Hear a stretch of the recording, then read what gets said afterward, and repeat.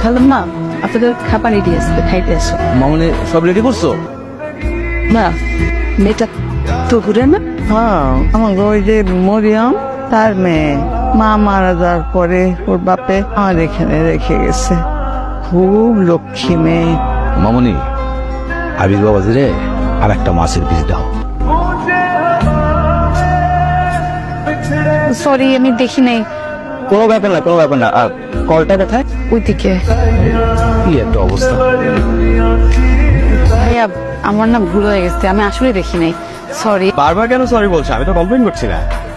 আপনি জামাটা আমার দিয়ে দেন, আমি ধুয়ে দিব না। আমি ধুয়ে নিতে পারবো, আর নিজের জামা সবসময় নিজেই দিই, অন্য কেউ না। ঠিক আছে, আমি ধুয়ে নিচ্ছি, সমস্যা নেই। গুড মর্নিং তোরা। গুড মর্নিং ভাইয়া, রাতে ঘুম ভালো হয়েছে আপনার? হ্যাঁ, নট ব্যাড। খালি পায়ে হাঁটছো রে? শিশির উপর হাঁটছি। দাদি বলে সকালবেলায় ঘাসের উপর হাঁটলে নাকি শরীর ঠান্ডা থাকে সারাদিন। আপনি হাঁটেন না, চলেন। খালি পায়ে? হ্যাঁ, জুতোটা খুলেন। থাক, আমার সাহস হবে না।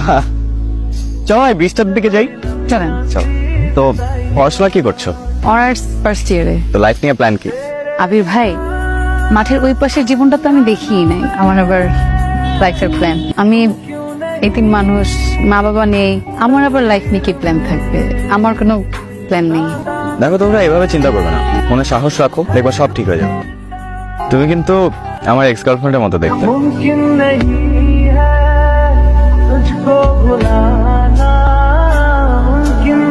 ঢাকায় চলে আসো না। দাদুকে ফেলে কি করে যাব? দাদুকে তো আমরা নিয়ে যাচ্ছি, তুমিও চলো আমাদের সাথে, আমাদের ওখানেই থাকবে। না, এটা কি করে হয়? কেন হয় না? কি প্রবলেম? এটা হয় না আবির ভাই। তোমাকে একটা কথা বলতে চাই। আমি জানি না তুমি কিভাবে নিবে, কিন্তু আমার মনে হয় তোমাকে কথাটা বলা দরকার। তোমাকে আসলে আমি আমি আমি একটু অন্যভাবে দেখি। কথা এত না পেঁচিয়ে সরাসরি বলুন। আমরা কি সত্যি সত্যি রেগুলার লক্ষিন্দরের মতো হতে পারি না? অথবা অথবা রাজকুমারের সিনেমা? আপনার খাবার খাবো না। নিয়ে যাব? একবারও জিজ্ঞেস করলাম আমার কি হয়েছে? কেন এমন করছেন? আমি আমার জবাব চাই। এটা অসম্ভব। কেন অসম্ভব? আমি আপনাদের এখানে আশ্রিতের মতো আছি। তুমি আমাদের আত্মীয়, তুমি এখানে একটা বড় দায়িত্ব পালন করছো, দাদিকে দেখে শুনে রাখছো। যে দায়িত্বটা আমাদের পালন করার কথা সেটা তুমি করছো। তুমি আশ্রিতা না, তুমি আমাদের উপকার করছো। আচ্ছা, এই কয়দিন যে আমাকে কোম্পানি দিলে, এটা কি কোনোদিন আমাকে খারাপ মনে হয়েছে? তুমি কি একটা বারও আমাকে ভালো লাগে নাই? ওরা কি বলেছে? ওদের কি আমাদের মেয়ে পছন্দ হয়েছে? কি বলেন ভাবি, অবশ্যই পছন্দ হয়েছে। তারা তো এক পায়ে খাড়া। আমাদের এই বংশের মেয়ের সাথে সম্বন্ধ করতে পারা তাহলে তো সৌভাগ্যের ব্যাপার। কারণ আমি তোমাকে ভালোবাসি তো ওরা। এটা হয় না আবির ভাই, পেটে জলে কোনোদিন মিশ খায় না। হ্যাঁ, আমার তোমাকেই ভালো লাগে। যেদিন তোমাকে প্রথম দেখেছি সেদিন থেকেই ভালো লাগে। আপনি শহরে চলে যান, আমাকে আমার মতো থাকতে দেন। শোনো, কথা শেষ হয়নি। আমি তো ওরাকে ভালোবাসি না, আমি ওকে বিয়ে করতে চাই। কি বলছিস এসব? তোর মাথা ঠিক আছে তো? ওই বাড়ির আশ্রিত কাদের মেয়ের মতো।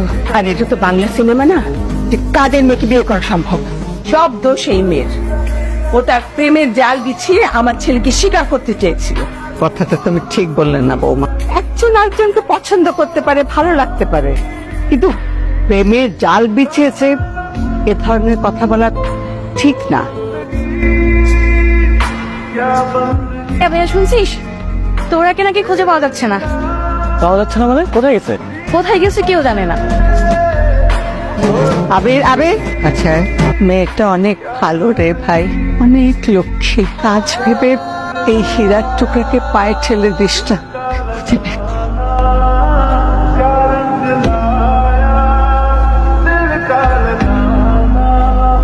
চল আমরা বিয়ে করে ফেলি, চল। আমি আপনাকে ভালোবাসি না, আপনি চলে যান। আশ্রিত তহুরার বিপ্লবের কোনো অবকাশ নেই। সে জলে ভাসা পদ্ম।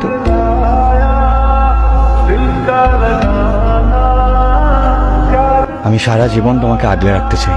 শিশির ভেজা ঘাসে খালি পায়ে হেঁটে যেতে চাই তোমার সাথে বাউল গান দেখতে যেতে চাই, তারপর ঘুটঘুটে অন্ধকারে একসাথে হাত ধরে ফিরতে চাই। তোমার হাতে রান্না খেতে চাই এবং তোমার চোখের দিকে তাকিয়ে বলতে চাই আমি তোমাকে ভালোবাসি।